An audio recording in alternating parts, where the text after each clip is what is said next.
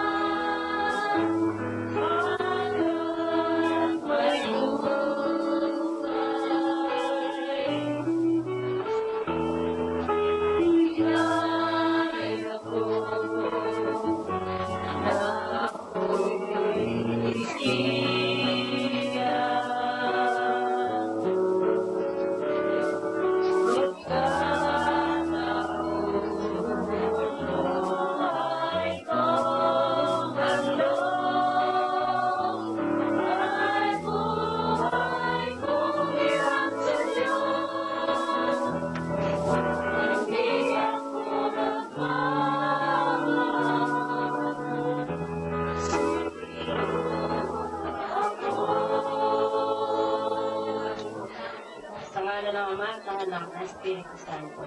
Amen.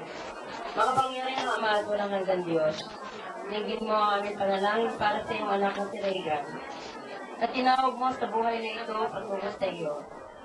Pagkalooban mo siya ng liwanag, kaligayahan at kapayapaan. Itulot mo ang makaligtas siya sa pintuan ng kamatayan, at mabuhay kailanman kasama ng lahat ng mga banal, sa liwanag na pinangako mo kay Abraham, at sa lahat niyang mga anak sa pananampalataya. Ipagtanggalan mo siya sa lahat ng masama, at sa dakilang araw ng muling pagkabuhay at pagkakipala. Buhayin mo siya kasama ng lahat ng hiniram. Patawarin mo ang kanyang mga kasalanan at pagkalaban mo siya ng buhay na walang hanggang sa iyong kaharian. Sa kanyang mga mahal sa buhay. Ngayong tinawag na ang ating kapatid na si Reagan na mapagmahal na Ama, nawa ito'y maging isang paalaala sa ating lahat na nangyari sa kanya'y mangyayari rin sa lamang oras sa bawat sa atin. Tayo bagay nakahanda. Tiyak na ang bawat sa atin ay mamamatay. Palatis din ang bawat sa atin na tayo marupok at magaling mahikayat sa pagkakasala. Kaya't lagi tayong humanda sa sandaling yun.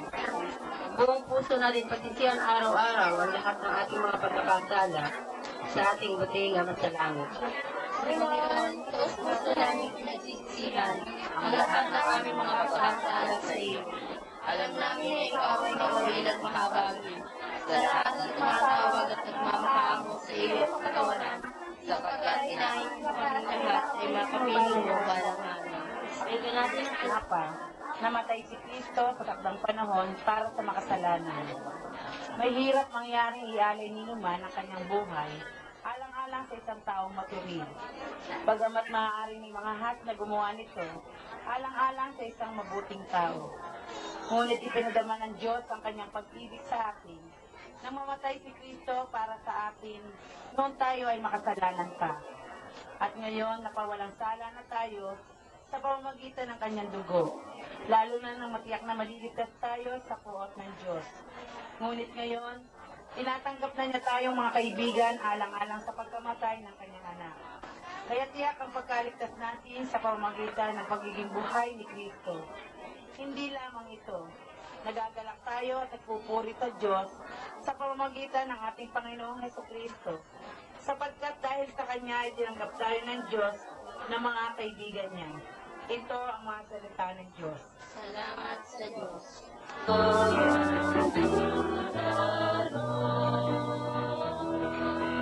Sing hallelujah, hallelujah. Sumayin niyo ang Panginoon. Magbasa ng mabuting balita ng Panginoon ayon kay San Juan. Puri kayo naroon ay dumaan din man kayo. At kung saan ang patutunaw ay alam na ninyo ang daan. Inigas sa kanya ni Tomas, Panginoon, hindi namin nalalaman kung saan ka paroroon. Ito ang mabuting balita ng Panginoon.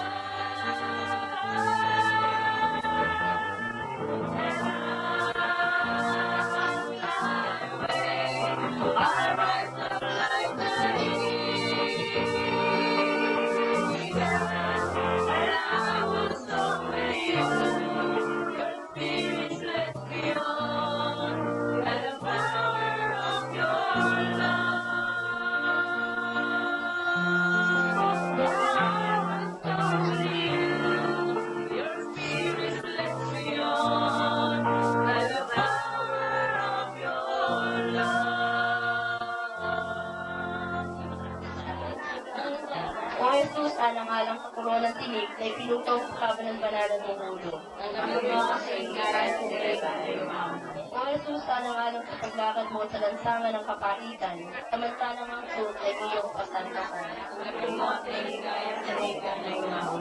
Babagongan niyo ang buong sa daigdigan at gagawin bago ang lahat ng bagay. O Jesus, sinabi mo ako ang muling pagkabuhay ng buhay.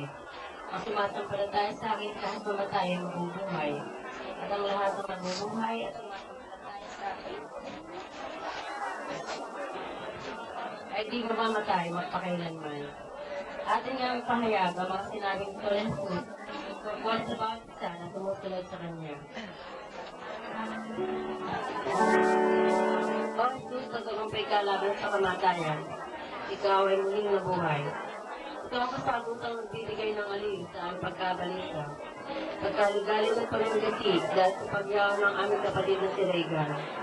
Lord, sa iyong muling pagkabuhay, ay bigay sa amin ng kaligayahan, na hindi magpapakat ng aming kaugnayan sa aming limang kapatid.